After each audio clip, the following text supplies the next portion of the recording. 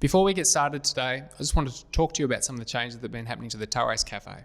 The cafe has always been a cafe for a cause, and that cause is young people. But during the COVID closure, the team worked really hard to bring out an amazing new menu, and I've got to say, it's really good. But the team also worked really hard to make the social impact of the cafe far more visible, and that included rebranding the cafe as Jude's Cafe. So the next time that you're thinking about heading out for a coffee or for some food, come down to Jude's Cafe. If you want to find out more about it, head on over to www.judescafe.com.au. Jude's Cafe, where every bite counts. Welcome to Jude's podcast. I'm your co-host, Jono O'Neill. Today we're going to share with you a conversation that we had recently with Janie Finlay. It's an amazing conversation and I love it because we get to hear more about her story that I didn't know previously. Currently she's standing for the Legislative Council for Rosevears and she's currently elected to the Launceston City Council. She's an amazing person and she's got a great heart for sport and for communities. One of the things that stood out to me during this conversation that we had with her was how important it was to be connected with one another. I hope you enjoy. Well, welcome to the podcast. This week we've got Janie. How are you? Yeah, really well. It's lovely to be here. I'm loving this new space. I know, it's cool, eh? Yeah. Beautiful. I like it when young people start to realise their dreams. Do you? Yeah. Wow, you're right into it. I am. There's no mucking about here. We're coming down to young people. Yeah. I love that that's what you're passionate about. Yeah. More people need to be passionate about looking out for and supporting our young people. Yeah. Yeah. Speaking of young people, I heard a story about you. I don't know if it's true. Oh, wowzers. Yeah. I heard that you were Australia's youngest mayor. Yeah, so it's really funny because when I say now, back in the day, I was first elected to the city of Launceston in 2000, so 20 years ago. And So how old were you, out of curiosity? so I was elected in November, my birthday's in the August, I was 26. Wow. Yeah, so just bridging 25, 26. And then in 2002, speaking of young people, you will have remembered John Lees, who was the mayor of Launceston, beautiful, heart-led mayor of Launceston. He unfortunately passed away. And at that time there was a by-election and I'd been on council for just less than 2 years and I was sort of like, right, well, if I'm going to be all in here, I need to put my hand up. And so I put my hand up for mayor. I was elected as the youngest female mayor in Australian history. Amazing. The youngest mayor ever for Launceston. It challenged a few people, but it also excited a few people. That was really crazy. I mean, that's pretty young to be leading a city. I think I was really lucky that I was so naive that it was meant to be difficult. And I had so many people, when I put my hand up, I had people sort of saying, you know you can't do this, don't you? You know that you shouldn't put your hand up. You know that, the reverse messaging of trying to get in my head early was strong. But I've had a really curious upbringing and a really interesting sort of childhood, and I'm an only child, and if it means anything to anybody, I'm a Leo and I'm born in the year of the tiger. You put a red rag in front of me and I'm just all go. So the more people, and it still happens now, the more people say you can't or you shouldn't, the more I go, well, watch me. Yeah. And it wasn't all smooth and I wasn't amazing at everything and I did a lot of learning along the way and in the last 20 years I've done even more learning. But for now, it was the best apprenticeship. Yeah, wow. I had, the tough and the hard that was then in the moment was terrible. But now I've just got so much rigour and so much understanding of what it takes to move through things and push through things, and now in a much more healthy way. It's a time that I reflect on and that I survived. I'm grateful for that. Wow. Did you have some people championing you? Absolutely. Yeah, so it wasn't all hard. Yeah. Absolutely. So my time on council was after my mum had passed away, and that was sort of a bit of my pathway to get into local government. And so I had a lot of mums. I had a lot of people that were my mum's friends that had always sort of, had my back and looked out for me. And in fact, I had a gorgeous colleague on council, Joan Walters. Yeah. Don't know if you're aware of Joan. So she was a colleague on council and really wrapped herself around me and supported me. She pushed me hard as well and gave me really direct. She's this woman that's got this massive heart, very compassionate, very understanding, but super direct. It's like there's no misunderstanding what Joan says.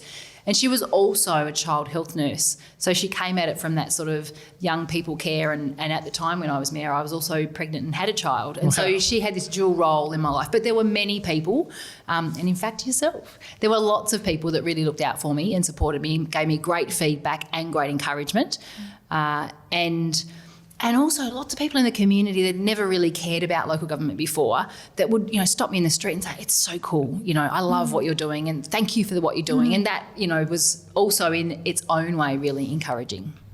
Yeah. Were you surprised as a 25-year-old to hear these voices saying that you shouldn't do it and couldn't do it? Unfortunately, I wasn't surprised. So I'd already been on council for a little while.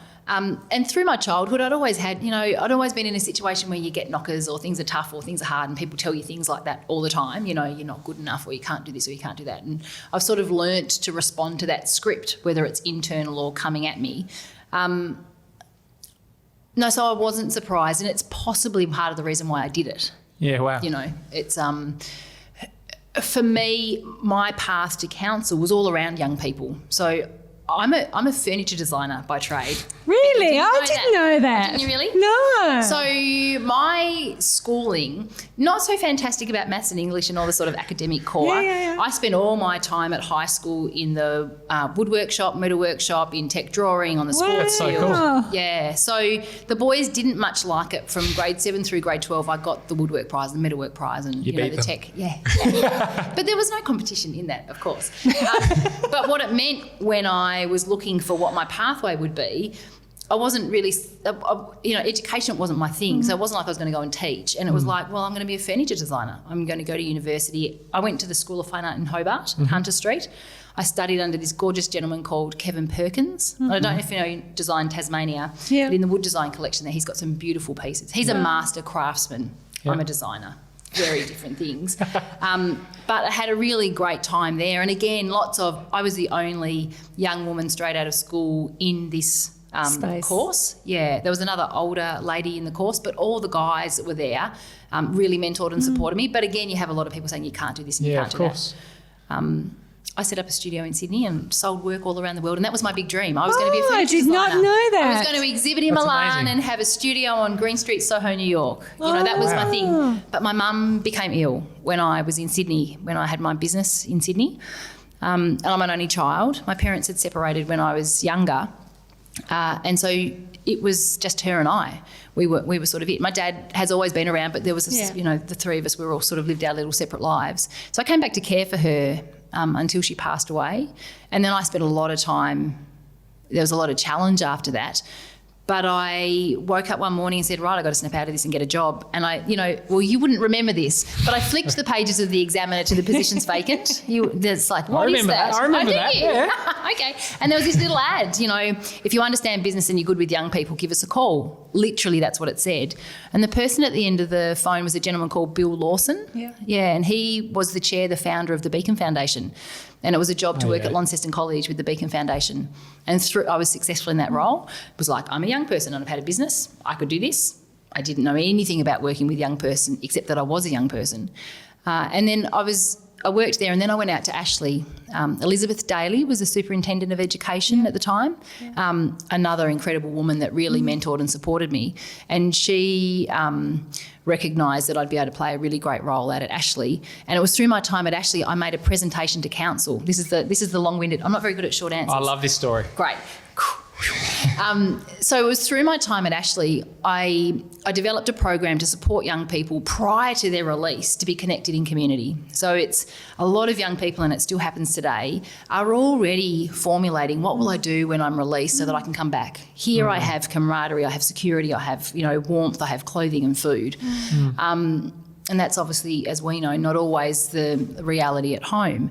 So it's devastating. And as a person that had been in young business and fairly entrepreneurial at the time, you see this entrepreneurial spirit in these young kids, and that's, they're being able to figure out how to live and survive, but not harnessed in a positive direction. No. And so I could see all this potential, and I wrote a program to connect them prior to release in community so that when they'd left, they had support networks which were different to the networks that they had when they had made these other choices before. And I was successful in getting federal and state funding, but back in the day it was always reliant on you had to get support from local government. So I just had this intuition that I knew I couldn't just go as a young person and present to what was then quite an older conservative City of Launceston Council. And so I bookended myself with Peter Hutchison, who was the principal at Brooks High School at the time, and he was a really strong advocate for the Beacon Foundation, and Bill Lawson. So I took 2 older grey gentlemen with me. It's like, I've got this nailed. I can do this. I've got them by my side and we're going to present, and they'll listen to me because I have these beautiful gentlemen with me. And I physically, literally got patted on the head and said, Gairley, when you get local government, come back and talk about something that's important. Wow.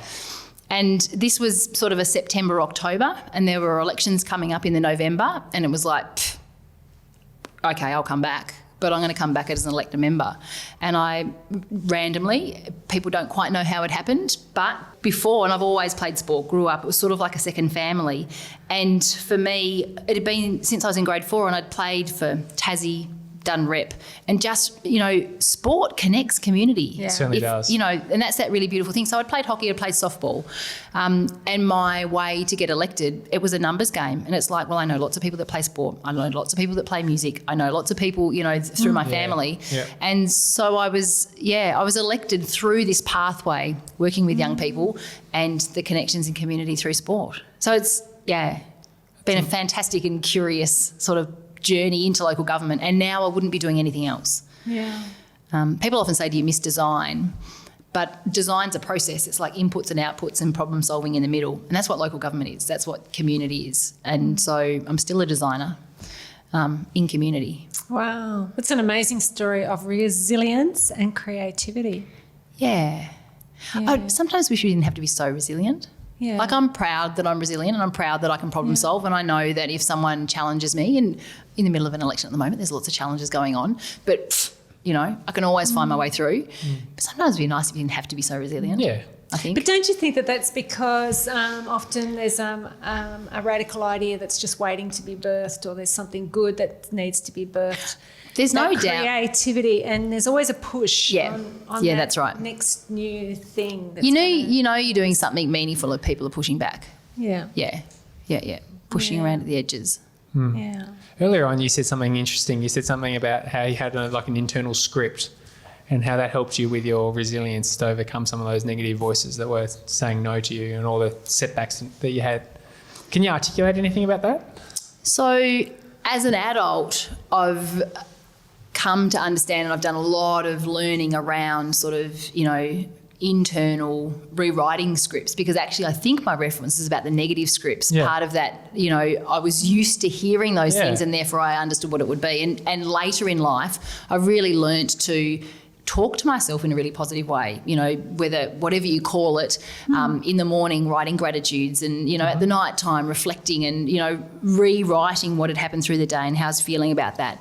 And I think that if there's a message to people that are listening, whatever those challenging messages are internally, intentionally rewriting them is really important.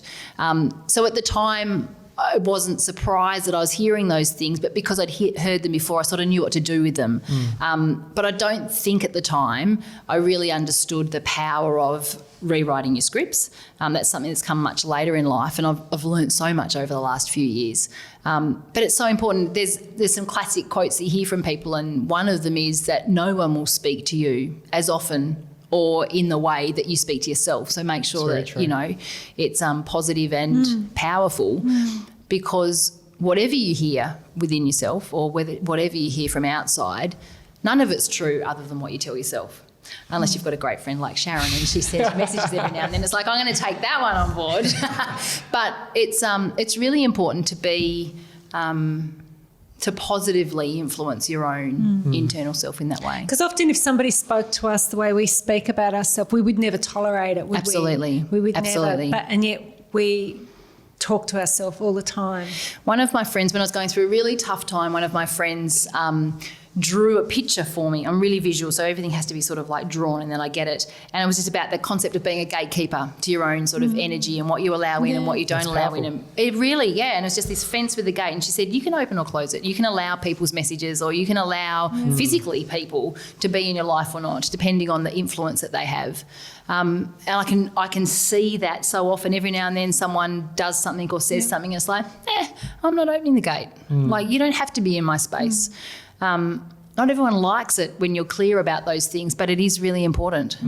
Yeah.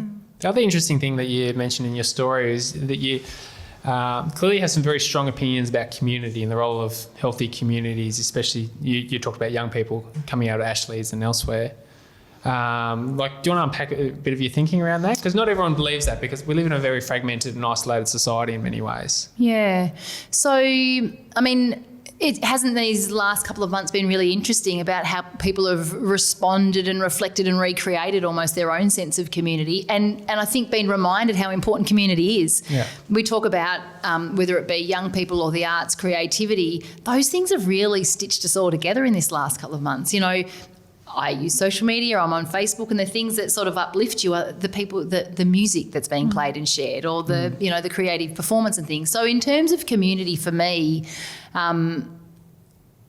there is nothing more important. You talk about the economy, and if you have a strong economy, then you can spend more money on creating community, and like there's this sort of balanced scales all the time. But if you take all of that away and you take the politics away and you just say, you know, we are individuals within family, within community, whatever that be, whether it be family you create or the family that you have, and learning how to relate in community, learning how to understand and stand up for or speak out for things in community, learning how to celebrate. Not everyone's comfortable with celebrating. No. You know, just, you know, kind messages or, you know, saying thank you or reaching out and saying, you know, I noticed this and I want you to know that it was really meaningful.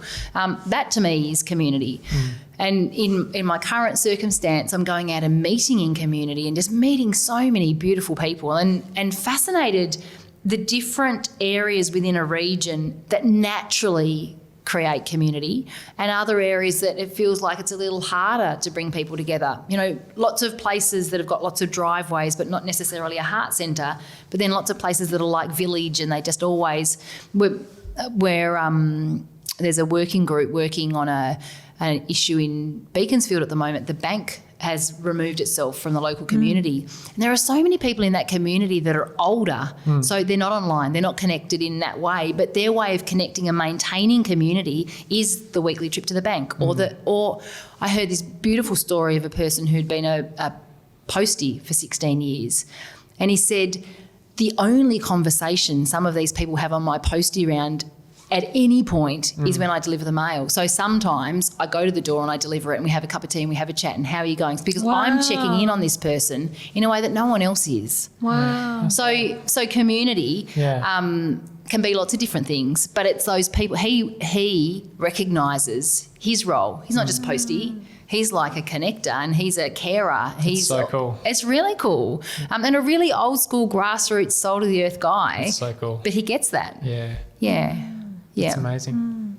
So what would you say to a young person who's maybe thinking about getting into local government or politics, or what would you say? Run for the hills? No. If it's on your mind, go for it. I believe that whatever those things are that you're hearing or you're thinking or, you know, that are within you, that's your thing, right?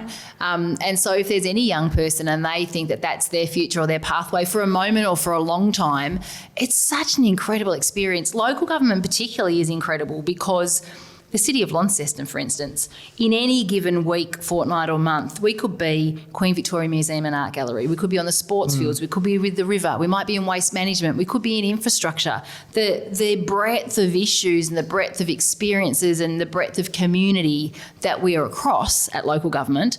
It wasn't until I got elected that I got that. I got elected because it was like, you've made me upset.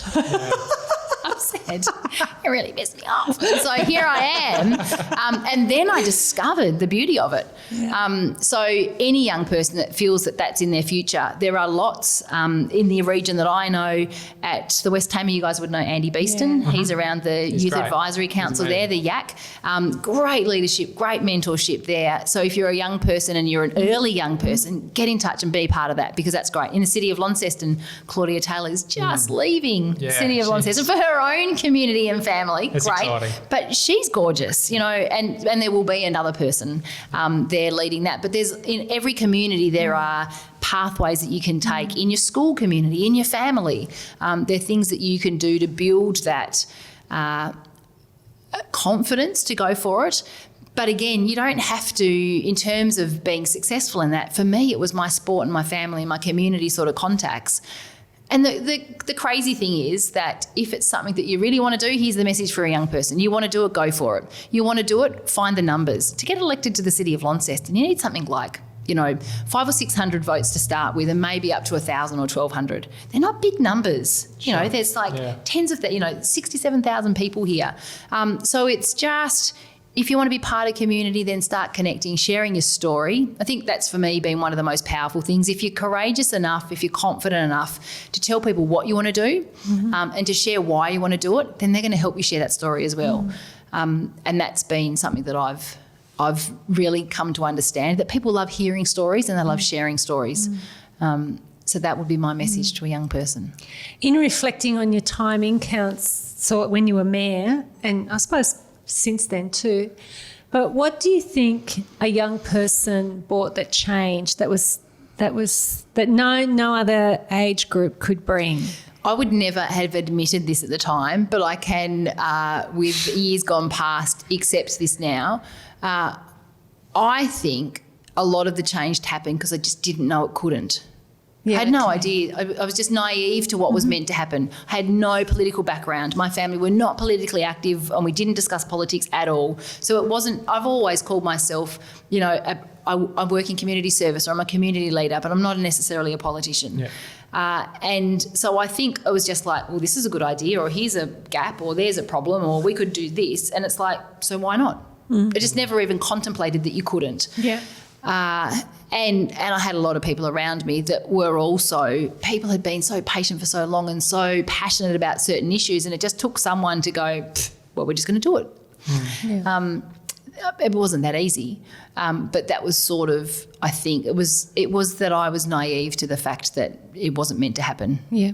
So young voices can be catalytic. Absolutely. Yeah. Absolutely. Yeah. And so they should. Yeah. Absolutely. Yeah. Yeah. I think our world's a healthier place when young people are engaged like that, because they do foolishly often do incredible things. Absolutely. And you need to, and for me now, it's hilarious because I'm now one of those people that I used to talk about 20 years ago. I'm old and I've been around for a really long time. So you need to hear those disruptive voices. You need to hear those ideas. It's like, wow, I never thought of that. But yes, so as an older person, when there are young people around, being open to listen to, like, well, what are they saying? What is happening here? Ask great questions, bring it out, tease it out, support them, because that's how we get a really rounded view of what's going on. Yeah. That's great. Another question for you. How do you react now when you see other people do the old pat on the head to other people, just like what happened to you? So I'm now, you learn the art of language and conversation and approach, and softly, gently, but intentionally having conversations with people. And so if I saw someone do that now, I would appropriately let them know that that wasn't okay, and try and draw the conversation out away from that. I think when I was younger, if I saw it, I'd probably go, that wouldn't make any difference whatsoever. Yep. But the art of conversation, the art of language, and being able to sort of understand how to pull things apart or bring things together, that's, again, in terms of if a young person wanted to do that, just learning, exploring. It's practice, isn't it? I was going to say, practice and training. Yeah. One of my favourite books is Failing Forward. Yeah. And it's so last night I did a Facebook Live. It was hilarious. There were lots of things about it that didn't work, but it's like, okay, okay, well, this was my first one and I'll do another one and another one and another one, and they'll get better. But knowing that every time you try and it doesn't quite work, you've picked up what you need to do better next time. And it's the same with asking questions. It's the same with starting conversation. Every now and then I've, sidled up beside someone to start a conversation. It's like, oh, that was awkward. But you try again and you try again, and you learn a few little questions or a few little phrases that you can learn to sort of open up conversations. Yeah. Yeah. Yeah, no, it's good. That's great. And you're busy on the campaign trail. Yeah. This is a big move. Well, yeah, it's been crazy. Once I made the decision with conviction over a year ago, I started really intentionally going out and connecting in the West Tamar community, because the electorate of Rosevears goes across Launceston and West Tamar. And I was a little worried, but it hasn't presented itself, that perhaps the girl from Launceston wanting to come down to the West Tamar, we didn't really want that. But I've just met some most amazing people. If you could represent any area, Tasmania is great, right?